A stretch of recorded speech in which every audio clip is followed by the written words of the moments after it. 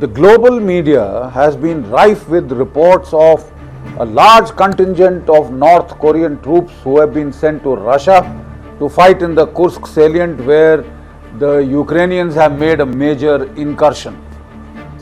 Initial media reports gave the strength of this North Korean contingent as about 3,000 troops or a brigade worth.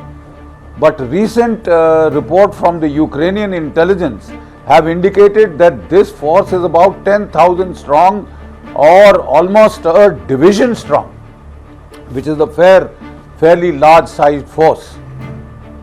And people are quite genuinely alarmed as to what impact will it have, what kind of an escalatory push will it give to the fighting there. It just goes to show that the so-called CRIC alliance, the China, Russia, Iran, Korea axis, is getting fairly active and fairly operationally lethal in its interventions and in the way they are acting together to bring to bear their forces on a given conflict. The simple fact is, when this kind of a fierce combat takes place, nations, especially nations that haven't fought for a long time, like China, hasn't fought a war for the last 41 years. So also North Korea hasn't fought a war till after 1953, even longer. So they try and blood their troops, send them to combat theatres so that they can be tried out, they can gain combat experience and test out their weapons and doctrines in live combat. Matlab, treat Ukraine, Kursk as a live combat laboratory. So this is not something new. I mean, it goes back a long time. Let me remind you of the Second World War. In the Second World War, there was a civil war, a major civil war raging in Spain, and the fascist General Franco, he was fighting to take over the whole of Spain, capture Madrid, etc. And the Communist League had sent soldiers from Russia and other countries, and even allied countries had gone to fight against General Franco's forces, and Hitler and Mussolini had sent their troops, their forces, to fight on the side of Franco. And once again, the aim was to ensure that the communists did not win, number one. And number two, very simple, test out their troops, gain combat experience on the ground, use it as a combat laboratory to test out their weapons and equipment and their doctrines. The Germans had tried out their blitzkrieg doctrines here in Spain. They treated Spain as a combat laboratory by sending in fairly large contingents, not only of their ground forces, but also of their air force and their Stuka dive bombers. And this is where they had tried out that combination of Stuka dive bombers with the Panzer tanks on the ground. They had experimented and made their actual trials of how their combat doctrine would work out in actual war. And this was invaluable combat experience for them. Let's come closer to our times. From 1950 to 1953, we all know the fierce Korean War that was fought for 3 years to a standstill.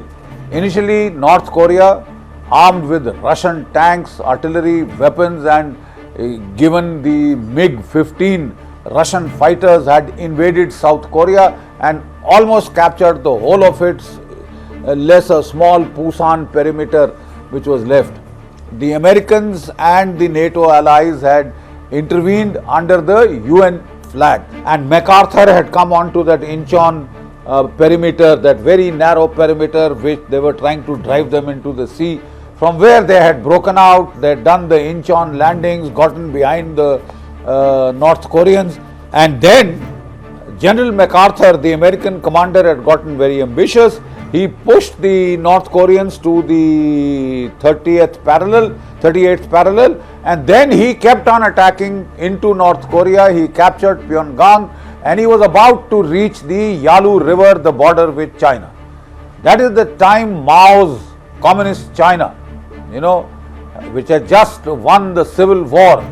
In 1949, they warned MacArthur not to come any further, otherwise they would attack across the Yalu. MacArthur thought they were bluffing and he continued his push to the Yalu, which was getting a bit overstretched. It had overtaken its logistics. That is the time that the Chinese under Mao, they threw 1 million men across the Yalu river. They were called Chinese CVF, Chinese Volunteer Forces, who had volunteered to help their North Korean comrades.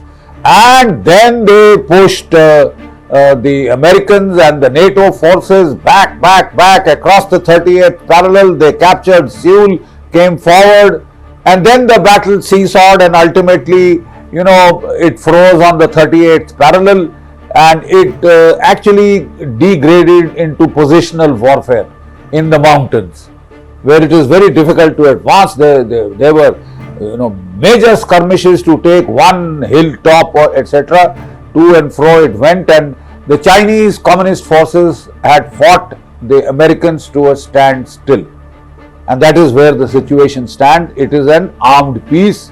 It is a frozen conflict since then.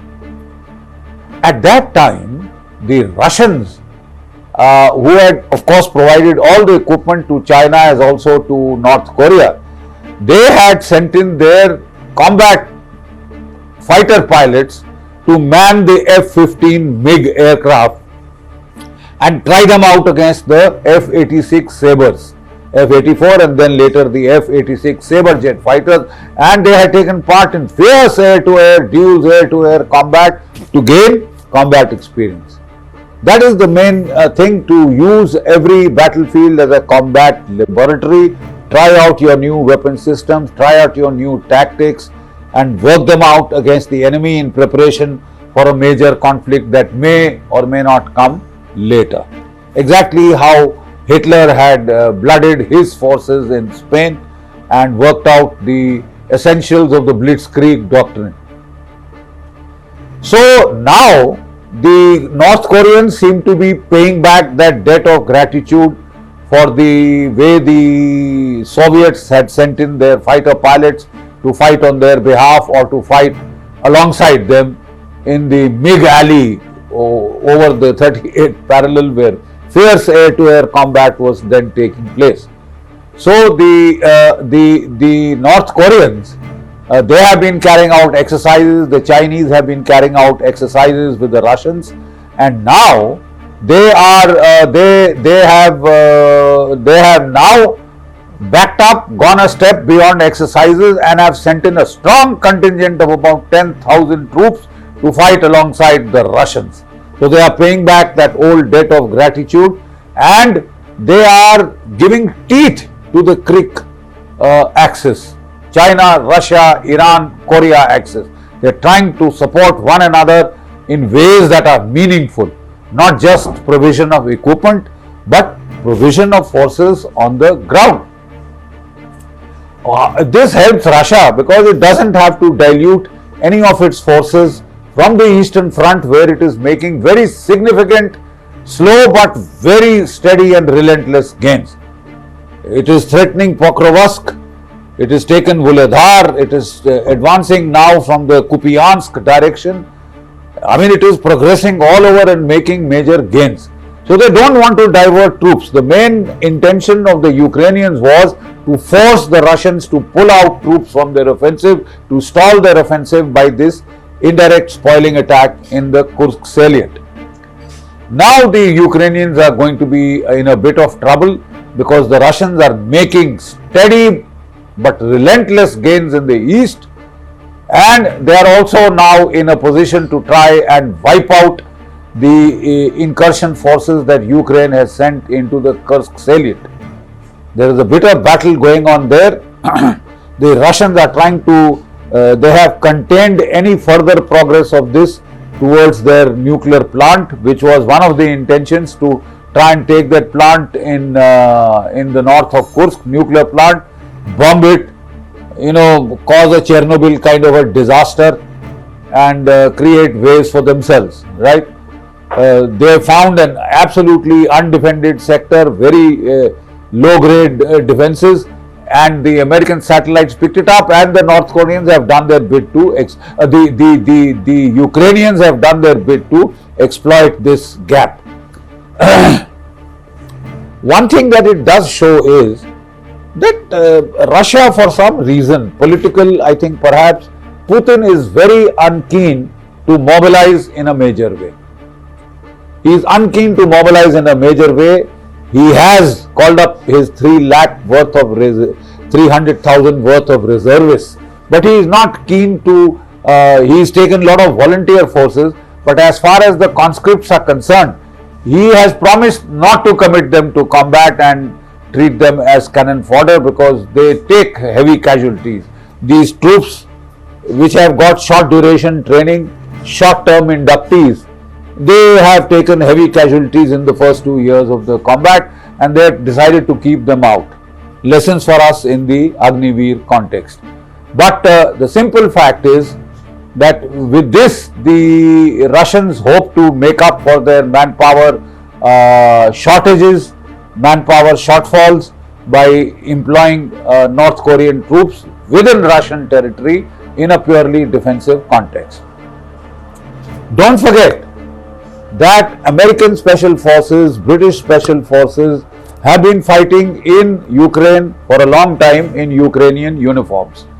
Also, their civilian contractors have been fighting there.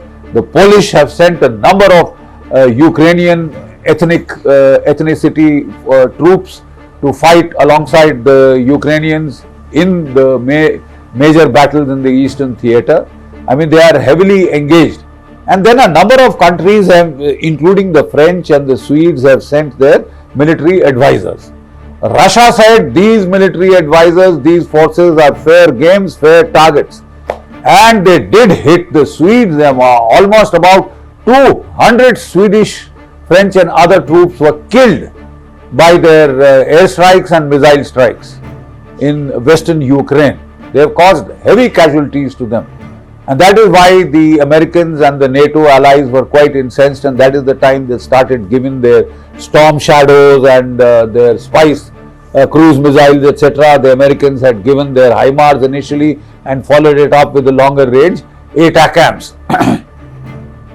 They had, however, decreed that these would be used only to fight the Russians in the immediate battle area. But Ukraine wanted to use them to strike deep into Russia. And it has started doing so with its own drones, long distance drones, etc. And it had tried to attack petrochemical facilities and few others, including also tried to threaten nuclear plants. So early warning radars, over the horizon radars of the Russian, very dangerous, provocative games. And then the Russians had read out the raw attack, this far and no further.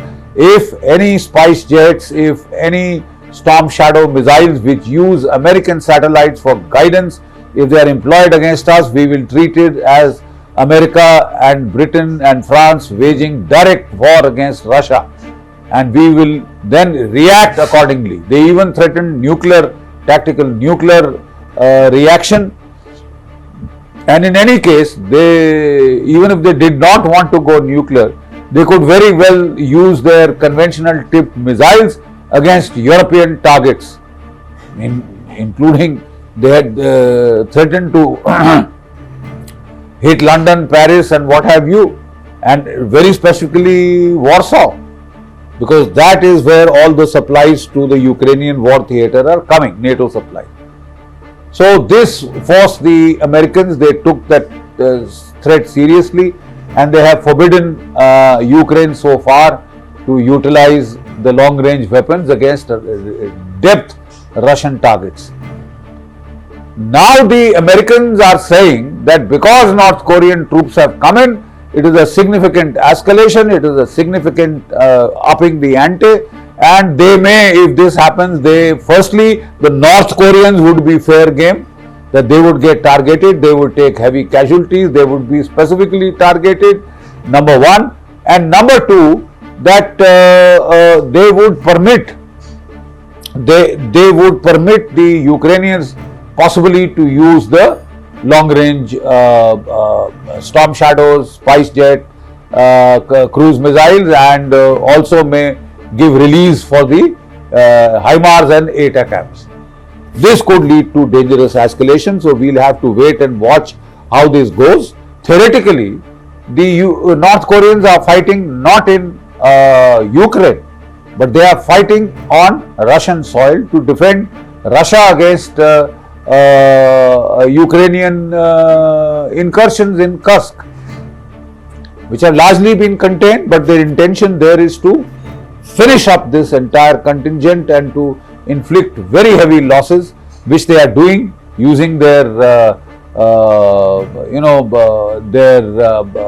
glide toss bombs, their FAB 1500, 2000, 3000 bombs, their drones and their artillery and their rocket artillery. They have been causing significant attrition onto this Ukrainian contingent that has gone into Kursk. They have not been able to divert any forces from the eastern theatre, Russian forces, and whatever gains they hope to make, they have been stymied, and now the Russians are relentlessly trying to press. These 10,000 troops would come in pretty handy to the Russians. At the very least, they may hold the ground when the Russians launch their offensive and relieve them from defensive tasks of holding ground or containing this thing. The North Koreans gain combat experience. They haven't fought after 1953, no live combat. Even the Chinese, I am told, have sent very small units or personnel to take part in the combat and gain a feel of the battlefield, gain combat experience, see how new weapon systems are being handled, how they are being employed, and to learn and prepare for their own conflict with Taiwan or Philippines, etc. Thank you.